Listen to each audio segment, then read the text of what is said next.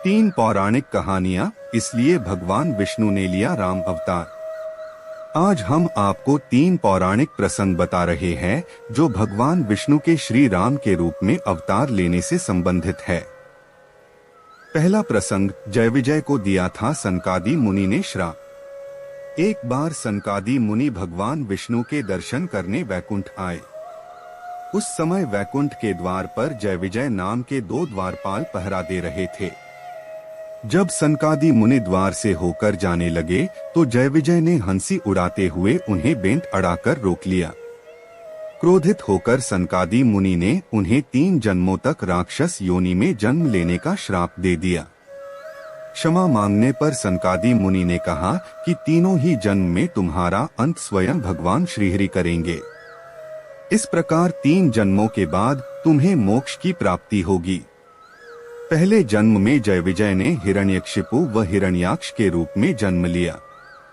भगवान विष्णु ने वराह अवतार लेकर हिरण्याक्ष का तथा नृसिंह अवतार लेकर हिरण्यकशिपु का वध कर दिया। दूसरे जन्म में जय विजय ने रावण व कुंभकर्ण के रूप में जन्म लिया। इनका वध करने के लिए भगवान विष्णु को राम अवतार लेना पड़ा। तीसरे जन्म में जय विजय शिशुपाल और दंतवक्र के रूप में जन्मे। इस जन्म में भगवान श्री कृष्ण ने इनका वध किया। दूसरा प्रसंग, मनुष्यरूपा को भगवान विष्णु ने दिया था वरदान। मनु और उनकी पत्नी शतरूपा से ही मनुष्य जाति की उत्पत्ति हुई। इन दोनों पति पत्नी के धर्म और आचरण बहुत ही पवित्र थे। वृद्ध होने पर मनु अपने पुत्र को राजपाट देकर वन में चले गए। वहां जाकर मनु और शतरूपा ने कई हजार साल तक भगवान विष्णु को प्रसन्न करने के लिए तपस्या की। प्रसन्न होकर भगवान विष्णु प्रकट हुए और वर मांगने के लिए कहा। मनु और शतरूपा ने श्रीहरि से कहा कि हमें आपके समान ही पुत्र की अभिलाषा है। उनकी इच्छा सुनकर श्रीहरि ने कहा कि संसार में मेरे समान कोई और नहीं है, इसलिए तुम्हारी अभिलाषा पूरी करने के लिए मैं स्वयं तुम्हारे पुत्र के रूप में जन्म लूंगा। कुछ समय बाद आप अयोध्या के राजा दशरथ के रूप में जन्म लेंगे। उसी समय मैं आपका पुत्र बनकर आपकी इच्छा पूरी करूंगा।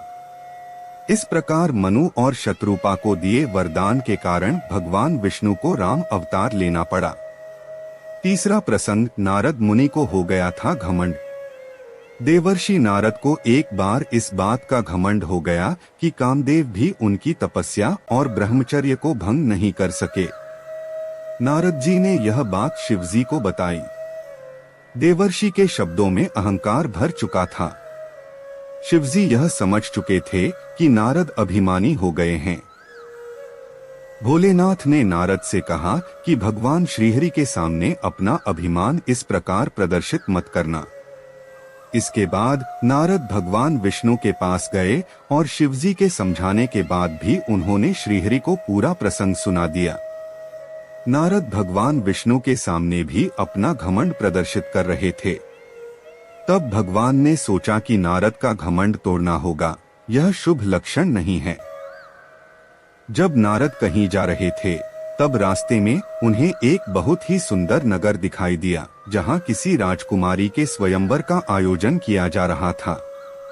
नारद भी वहां पहुंच गए और राजकुमारी को देखते ही मोहित हो गए। यह सब भगवान श्रीहरि की माया ही थी। राजकुमारी का रूप और सौंदर्य नारद के तप को भंग कर चुका था। इस कारण उन्होंने राजकुमारी के स्वयंवर में हिस्सा लेने का मन बनाया। नारद भगवान विष्णु के पास गए और कहा कि आप अपना सुंदर रूप मुझे दे दीजिए, जिससे कि वह राजकुमारी स्वयंवर में मुझे ही पति रूप में चुने। भगवान ने ऐसा ही किया, लेकिन जब नारद मुनि स्वयंवर में गए तो उनका मुख वानर के समान हो गया। उस स्वयंवर में भगवान शिव के 2 गण भी थे। वे यह सभी बातें जानते थे और ब्राह्मण का वेश बनाकर यह सब देख रहे थे। जब राजकुमारी स्वयंवर में आई तो बंदर के मुख वाले नारद जी को देखकर बहुत क्रोधित हुई। उसी समय भगवान विष्णु एक राजा के रूप में वहां आए। सुंदर रूप देखकर राजकुमारी ने उन्हें अपने पति के रूप में चुना लिया। यह देखकर शिवगण नारद जी की हंसी उड़ाने लगे और कहा कि पहले अपना मुख दर्पण में देखिए। जब नारद जी ने अपने चेहरा वानर के समान देखा तो उन्हें बहुत गुस्सा आया।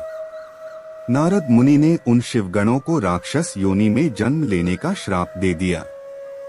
शिवगणों को श्राप देने के बाद नारद जी भगवान विष्णु के पास गए और क्रोधित होकर उन्हें बहुत भला बुरा कहने लगे।